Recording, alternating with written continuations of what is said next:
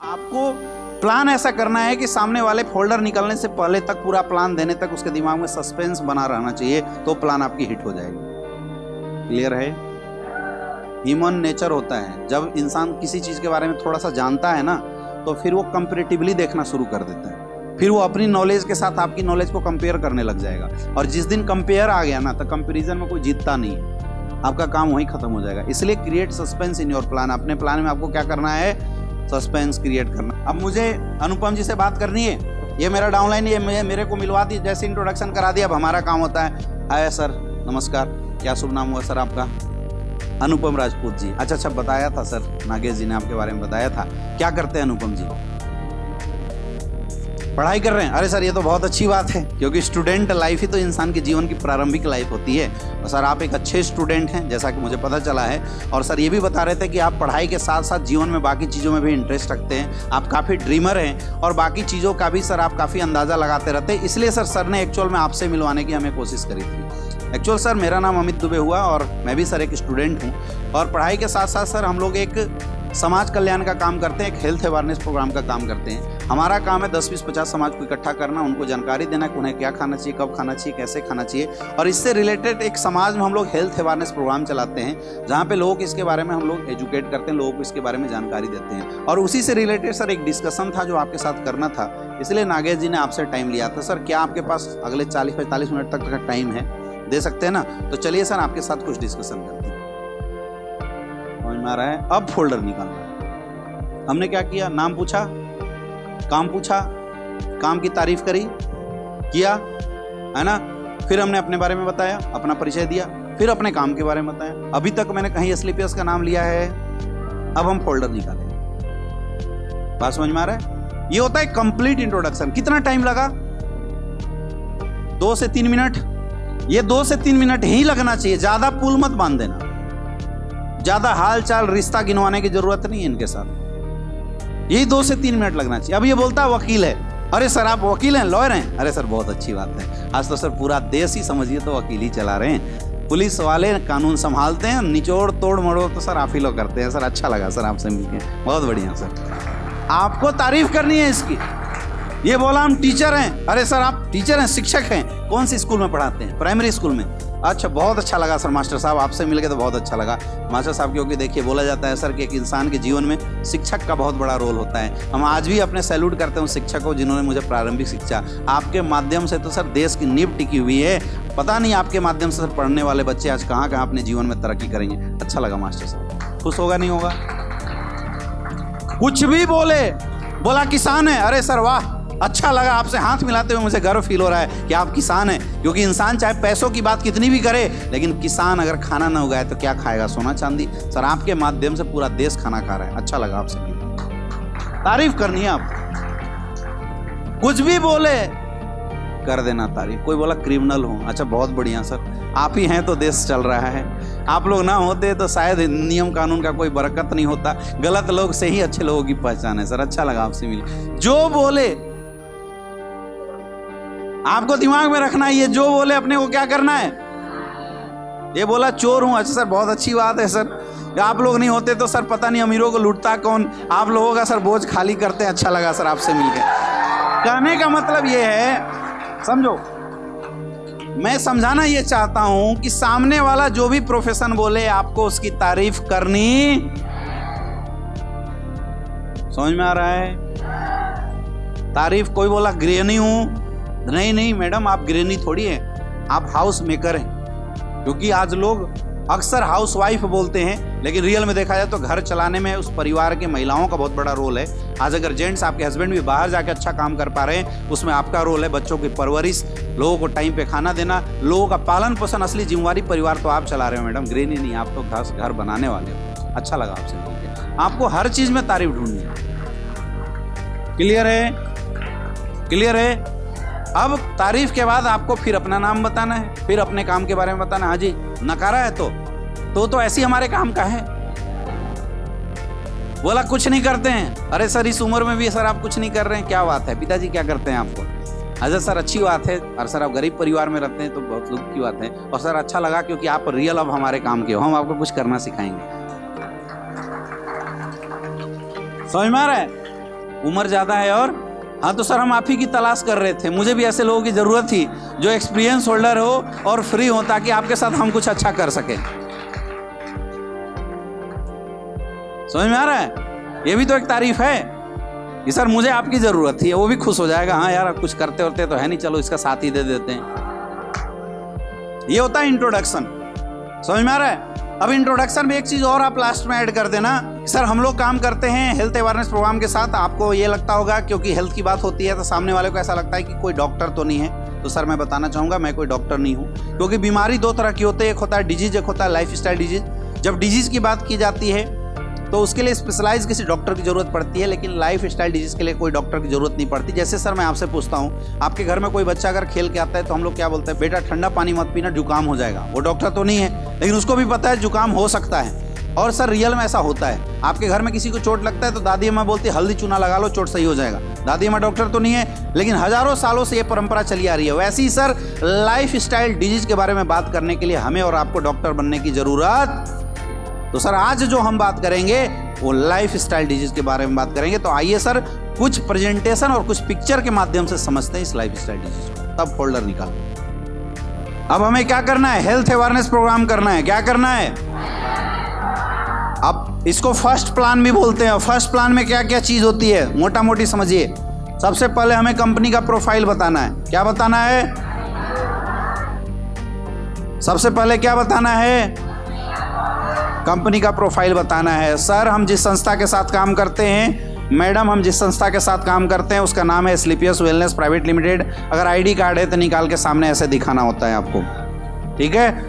हमारी संस्था 9 नवंबर 2014 से काम कर रही है। हमारी संस्था गवर्नमेंट ऑफ इंडिया द्वारा एफिलिएटेड संस्था है, जिसके पास सारे सर्टिफिकेशन मौजूद हैं। हमारी संस्था के पास खुद की 5-5 फैक्ट्री है और वहीं से हमारे सारे प्रोडक्ट बनते हैं। द्वारिका सेक्टर 17 में हमारा हेड ऑफिस है और वहीं से पूरे इंडिया के अंदर हमारा बिजनेस जो है वो डिस्ट्रीब्यूट होता है। पिछले 9 साल के अंदर हमारी संस्था के पास आज 500 से ज़्यादा फ्रेंचाइजी है। पूरे हिंदुस्तान में 9 से ज़्यादा वेयर हाउसेस हैं और लाखों लोग आज हमारे संस्था के साथ काम कर रहे हैं। पिछले 9 साल के अंदर हमारी संस्था ने इतना बेहतरीन और इतना ज़बरदस्त काम किया कि आज हमारे संस्था को गवर्नमेंट ऑफ इंडिया और बहुत सारी इंटरनेशनल संस्थाओं द्वारा बहुत सारे अवार्ड एंड रिवार्ड्स भी मिले हैं, जैसे चैंपियन ऑफ चेंज का अवार्ड, ये देखिए सर फोटो।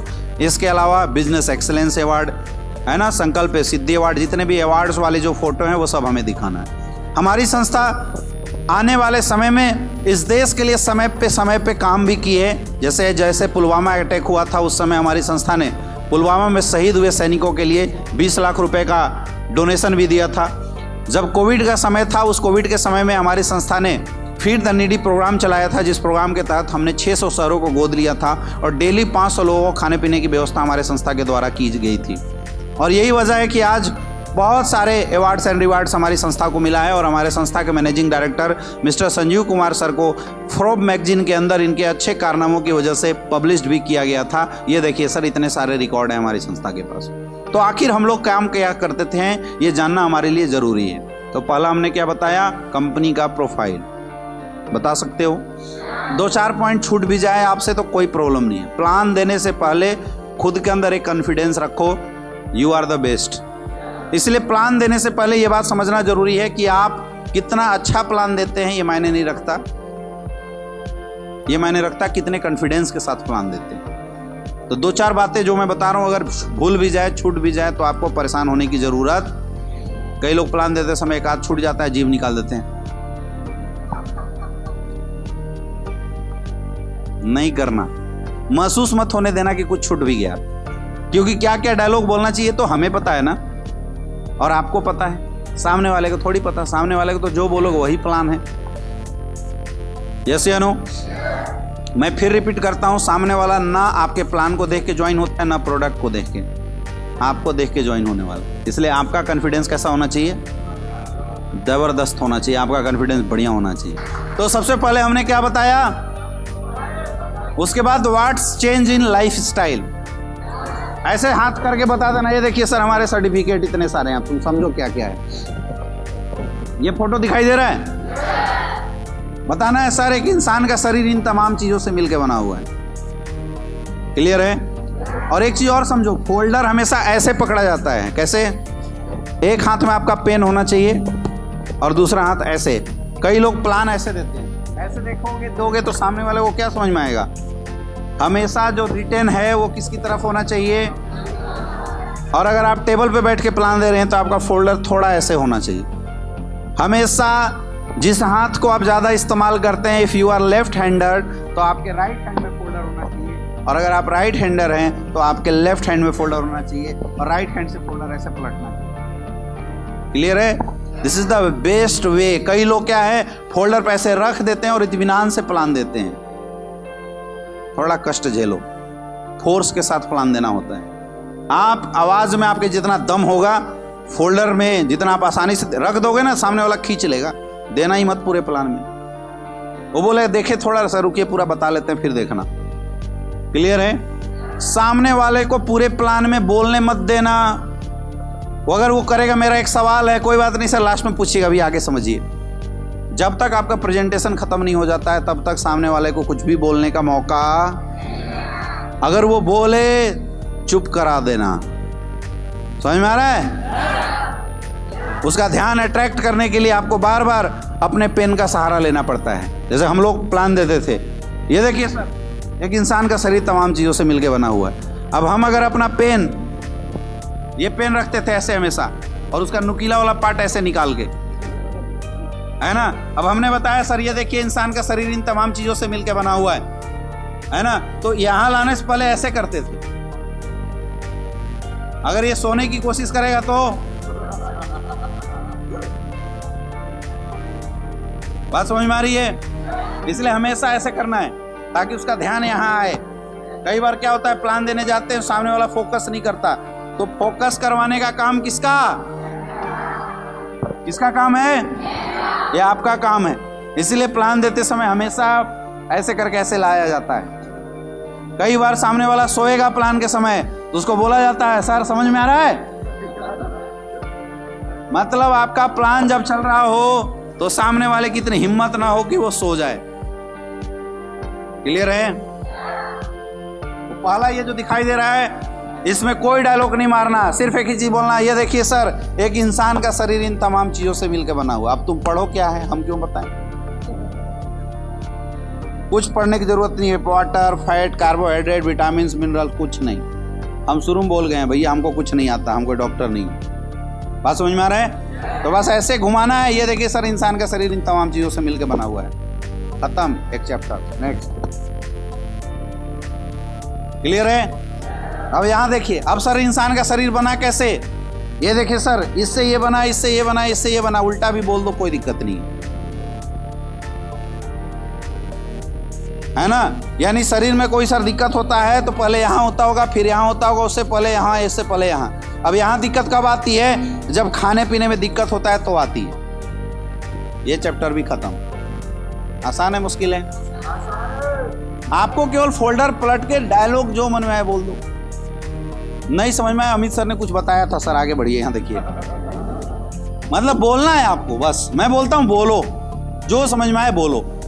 क्लियर है? फिर यहाँ आना है। सर आज से अगर 50-60 साल पहले जाके देखते हैं तो एक इंसान जीता 80-90 साल। शुरुआत के 50-60 साल तक एकदम स्वस्थ, कोई प्रॉब्लम नहीं होता था, जीता 80-90 साल तक। लेकिन आज के रेट में सर इंसान वही है, आज भी जीता 80-90 साल है, लेकिन शुरुआत के 10 साल भी स्वस्थ नहीं जीता। आज के समय में दवाइयाँ लेना पड़ता है। ये देखिए सर दवाई है ना, ऐसे दवाइयाँ खाता है इंसान। ऐसा क्यों हुआ? आखिर ऐसी हालात क्यों आई?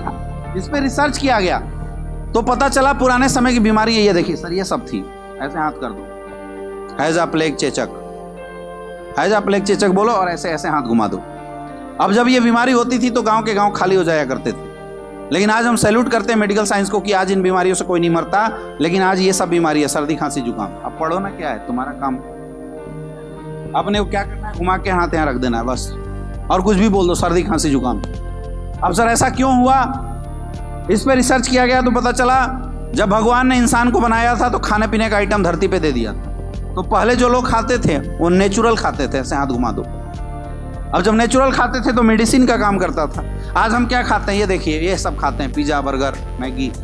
अब ये हमारे लिए स्लो पॉइजन का काम करता है। अब इसकी जरूरत क्यों पड़ी? देश आज़ाद हुआ था, देश की आबादी थी 50 करोड़, तो उस समय इतने फसलें उग जाती थी, इतने ज़मीनें हुआ करती थी जिसमें गोबर वोबर डाल के इतने फसल उग जाती थी कि बहुत आसान तरीके से लोगों के लिए प्रचुर मात्रा में फसल उगाए जा सकते थे। लेकिन आज पॉपुलेशन 3 गुना बढ़ गया। जहाँ पहले फल फूल उगते थे, फसल उगाए जाते थे, आज सब जगह घर बन गया। यानी ज़मीन कम हो गई, आबादी बढ़ गई, तो फूड का डिमांड पूरा करने के लिए पहले फसल उगाते थे, आज बनाया जा रहा है। ये देखिए सर, इंजेक्शन लगाया जाता है। आप देखे होंगे मार्केट में जो बड़ी बड़ी लौकी आती है, उन सब में इंजेक्शन डाला जाता है। अब जो फल फूल इंजेक्शन डाल के बनाया जा रहा है सर, वो कितना खाने में पौष्टिक होगा बताने की जरूरत नहीं है। आज सर कुकिंग मेथड बदल चुका है। आज जितने भी लोग काम कर रहे हैं, सब कुकिंग मेथड सबका बदला हुआ है। पहले के दौर में महिलाएं खाना बनाती थी, आधा घंटा 1 घंटा खाना पकता था, तो सर खाना के अंदर जो टॉक्सिक मटेरियल था वो निकल जाता था। आपने पुराने समय में देखा होगा कि महिलाएं जब चावल बनाती थी तो पहले चावल को पहले पानी डाला जाता था, उससे जब आवाज आने लगता था तब उसके बाद उसके अंदर चावल डालते थे। अब जब चावल डालते थे उसके ऊपर से जो पेस्टिसाइड डाला जाता है वही झाग के रूप में बाहर आ जाता है। लेकिन अब सिस्टम बदल गया, अब तो प्रेशर कुकर का सहारा है, तो अब कोई झाग आता है तो अंदर ही रह जाता है। 2 सीटी मारे तो चावल तैयार, 3 सीटी मारे तो दाल तैयार। आज इंसानों की भी हालत सीटी की जैसी हुई, 1 सीटी मारो इंसान ही गिर जा रहा है। समझ में आ रहा है? आपको ऐसे उसको क्या है, ऐसा एंटरटेनिंग बना के बात करना है ताकि सामने वाले को मजा भी आए और सामने वाला आपके काम को सीरियसली सोचे भी। पहले खाना बनता था तो लोग 24 घंटे के अंदर खाना खाते थे, लेकिन आज हम क्या करते हैं, आज हम लोग खाना बनाने के बाद फ्रिज में रखते हैं। अब सोचिए कि इंसान है, इंसान को फ्रिज में डाल दिया जाए, जिएगा मरेगा, लेकिन लाश बिल्कुल ताज़ा रहेगा, दिखेगा तरोताज़ा। लेकिन अगर आप निकालने के बाद 2 महीने बाद उसको बोले कि सांस ले सकता है, चल सकता है, दिखता तो ताज़ा है लेकिन अंदर से वो मर गया है। वही फल फूल साग सब्जी अगर हम फ्रिज में रख के अगले दिन निकाल के खा रहे हैं, आप बताइए दिखने में ताज़ा है लेकिन क्या उसके अंदर कोई पौष्टिकता है? लेकिन हम लोग उसी को खा रहे हैं। बताइए बीमारी होगा कि नहीं होगा? आज जिस घर में भी देखिए कोई भी फल फूल उगाने के लिए पेस्टिसाइड का सहारा लिया जाता है। ये देखिए ये बंदा नाक में मास्क लगाया हुआ है, पेस्टिसाइड का छिड़काव कर रहा है। जो चीज़ सांस से अंदर चला जाए प्रॉब्लम कर सकता है, उसी को हम लोग खा रहे हैं। बताइए समस्या क्रिएट करेगा नहीं करेगा? पूछना है, सामने वाले से पूछना है। आज सर आपको पता ही होगा, जिस घर में भी जाइए लोग कोल्ड ड्रिंक का सहारा लेते हैं। अब 1 ग्लास कोल्ड ड्रिंक में 16 चम्मच जितना पानी चीनी पाया जाता है। अब अगर आपको डेली 16 चम्मच चीनी पिलाया जाए, जिंदा रहेंगे मरेंगे? यही वजह है कि आज कोल्ड ड्रिंक पीने वालों के लिए हजारों बीमारियां आज लोगों के सामने लाके खड़ी हुई।